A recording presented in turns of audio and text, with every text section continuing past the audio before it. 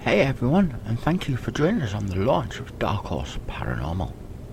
I'm your host Chris, and I'm going to be bringing to you Echoes of Liverpool, where we unveil the legacy of a slave merchant.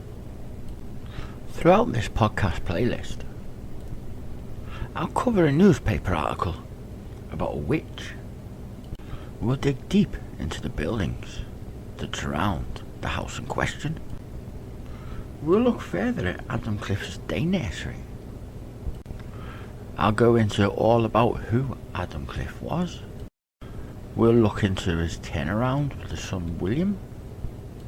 We'll dive in and dig deep into Islington House Children's Centre.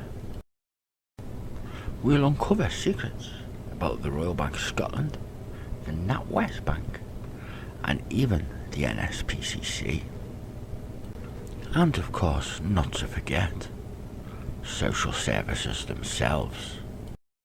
So the time has come, grab yourself a brew and sit back and relax while I bring to you the story of the witch of Everton Road. It was in 1867. The Liverpool Daily Post ran a very strange story. The story was reported nationally. The article concerned a house that stood on line of demarcation which divides the borough of Liverpool from the township of Everton. The house looked very derelict and in very poor state of repair. However, it fitted alongside the neighbouring houses. The windows of the property are being boarded up, and the boards are all slowly rotting away. Strangers would think the house was abandoned until they noticed the smoke coming from the chimney. The strangers would ask locals about the house. Depending who they asked or spoke to, they got 3 different answers. If the strangers asked younger children about the house, they simply got told a witch or a goblin lived there. If the strangers asked the older children about the house and who lives there, they got told a ghost lived there. If the strangers asked the local adults about the house and who lives there, they got told a lady of independent mean lived there. So what was the truth? Join us while we cover it in this podcast. Well, at the time, and still up to now, very little is known about the lady. What was known of this lady's story, still up to now, is not recorded. But we will uncover a lot more than just the lady, and for the first time, we will record it all in one place.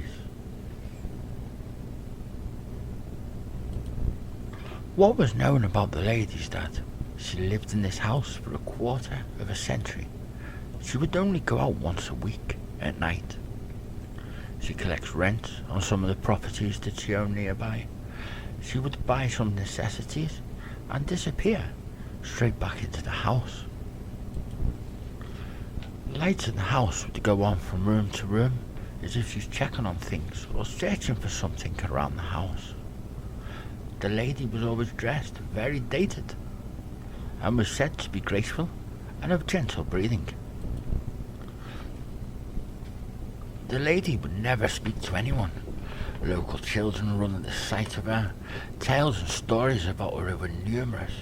They usually involved her being disappointed in love or such like, but his story was unknown. So now you've heard the story about the witch. I'm here, joined by our head researcher, Mal. Hello, guys. And what we're going to do is try and uncover and reveal who this witch is. Why were the kids running from them? Or anything. So, let's get down to it.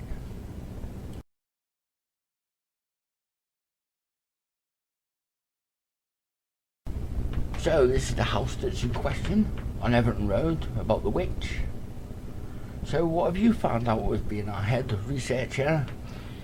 I've talked to the internet, and as you can see, even by the picture, you can still see something there. There's something there, but what is it? Well, obviously it looks like bricks, gutter, a banded up door that the council use. I'm talking about the window. You can see the lady standing there. You see a lady standing in the window. Yes. So, whereabout would that be? The left corner. Okay, let me see if I can see that. Okay, I get you with this picture that we've just done. You can see it, I've outlined it.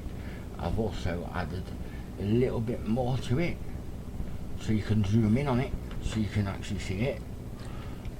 Yeah, definitely.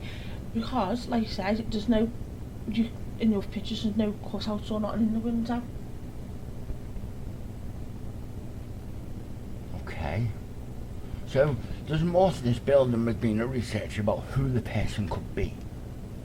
Yeah. Because as far as we know, I know, like as the children say, it could be a ghost, it could be a witch, it could be a goblin, but for all we know, it could be Adam Cliff's wife's spirit. And who was she? Eleanor Cliff. So she was a girl called Eleanor Cliff, or a woman called Eleanor Cliff. Yeah. So obviously we know already through who Adam Cliff is, which we haven't gone into, but would you say that she could have been seen and known going through night? Is she in hiding or something? Don't know, but like, when I've researched stuff, it could have been his wife, it could have been one of his daughters. Who knows? But don't forget, people not recorded back in these days, 1777 or something like that. I think, like a date at the top of our head. So therefore, were birth certificates involved at that time? If children were down on record, yes. But the other parents and that won't be there really. You'll be on a record, but you'll never have a birth certificate. No, not the way we have birth certificates nowadays. It's all done a different way. Yes. So definitely. technically, someone like that can go and change your name and just act as a normal person or a different person.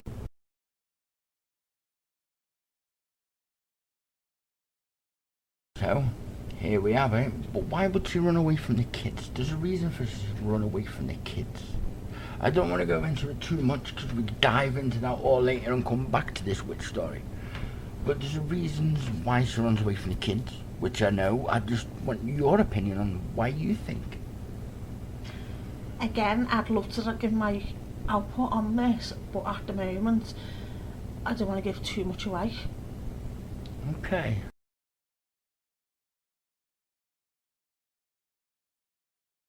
So we're definitely not saying that it could be a goblin. 100% certain. So that rules out the goblin situation then, doesn't it? Yes, definitely. Imagine actually waking up to that thing. Anyway, I think I've got to wrap it up here with the witch's story. So, stay tuned.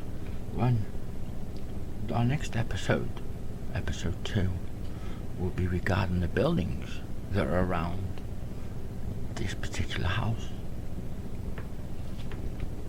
And maybe we'll find out exactly what this house was or is. If you want to know more about how this story is going to go out with the big names that we're going to call out, so stay tuned for our next episode, which will air on the 12th